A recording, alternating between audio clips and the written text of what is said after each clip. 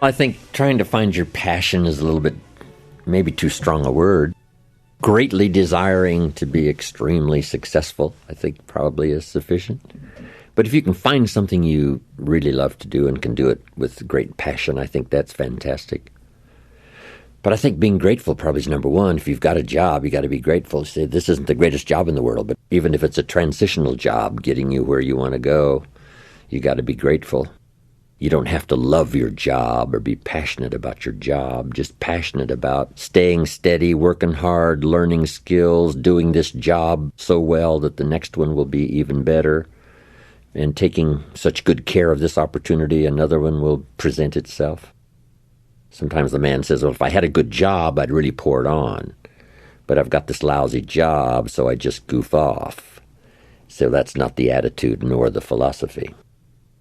So if you'd really pour it on, this one, even though it may not be the best job in the world, if it furnishes a living, you have to be grateful. If it takes care of you and your family, you got to have gratitude, not necessarily passion, but gratitude. But I think if you have an extreme desire to wish to be successful, so you can accomplish all you wish to accomplish, be as generous as you'd like to be as strong as you'd like to be in terms of financial strength, involved in entrepreneurial projects that you can't do without, let's say, sizable money, so you go for that. To me, I think that's sufficient. I think if you say you have to find your passion, people find that a little bit confusing. Where would I find it, and what could I be passionate about? I guess you could start with saying, I'm passionate about providing unusual success for myself and for my family, so that my children will say in the years to come, we had the most incredible life together as a family. Then I think the key is to let what you want to accomplish, let that grow. Where at first this is as far as you can see, but if you'll do that, you can say, wow, maybe I could multiply by 2, by 3, and expand my vision, accomplish a lot more. If you have an enterprise, maybe you could make it stronger and better and more far-reaching. Let that happen. It's difficult to figure it all out and then get that done. We just don't do that. We can figure out the next little part of our life that we can see, and then we can say, well, eventually I'd like to have, and let those dreams linger somewhere in your consciousness. I say make a list of all the things that would give you the most incredible life. Just make that list. What would do it for you over the next 10, 20 years? Places to go, things to see, people to meet, books to read, skills to learn, investments to make, being generous. Just make lists of all the things that you think would make for you a really fantastic life. And at first, don't worry about how to get it. Just let your mind run free and think what would really do it for you. And then just begin. And let those lists alter. Because sometimes you start for something and then you say, sure enough, I thought this was really going to be everything I wanted. Sure enough, this is really not it. Or I can see now, long before you were going to accomplish it, I'm investing too much money and time and effort. So you change. And anytime you want, you can tear up your whole list and start all over again. Some people say, I made the list, so I have to accomplish it. And the answer is no, you don't have to do it. It's your life. It's your list. You can turn it upside down, right side up, scratch off some things, put some new things on, or start all over again. Don't let it become an obsession. Let it become an enticement. Better to be enticed than obsessed. Or we might invest too much effort and time in something that's not really going to turn out to be as great as we thought it would. The old prophet said, sometimes things that taste good in the mouth later turns bitter in the belly. We think, oh, this is it. Sure enough, it was a bit of an illusion. Don't cry for me, Argentina, right? One of the lines is, they are illusions. They're not the solutions they promise to be.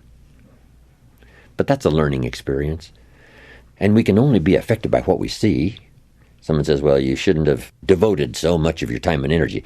But if that's what you could see, only that at the moment, we're going to do it, and we just learn as we go. We need a collection of experience to give us good data on what to do, what not to do.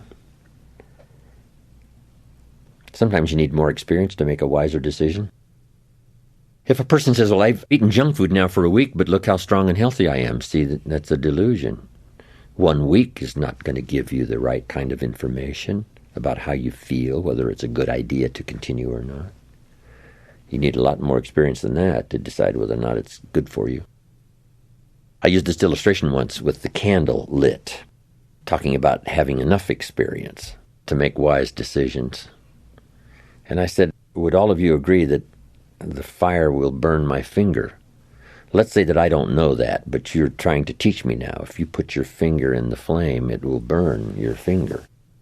I say, okay, I'm ready to try it. So I put my finger in the flame and take it out, fairly quickly, in and out, right in the flame and out. And I say, look, my finger's okay.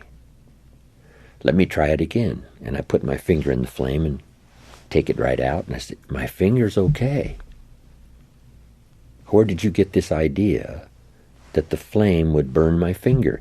And they say, no, Mr. Rohn, you can't just go like this really quick and put your finger and take it right out of the flame to know that the flame will burn your finger. You've got to leave your finger in there just a little longer. I say, oh yes, then I need a little more experience to make a wise decision. I say, well, I've taken this cocaine and, I feel okay. But see, you don't know the end of that road. This is only the beginning when it seems to be okay.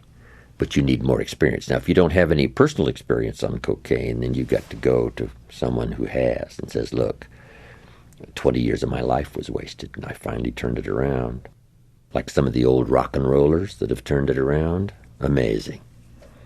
I was in Paris the other day, had 20,000 in my class. Also in town were the Rolling Stones, who rolled into Paris and stopped for a while, with Mick Jagger and all the rest. These guys got through those treacherous days of drugs and alcohol and somehow made it. A lot of them didn't make it.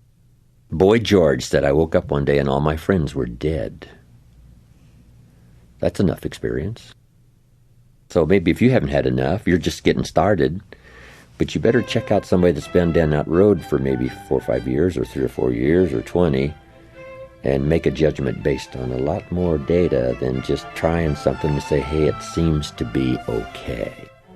I think that's wise advice.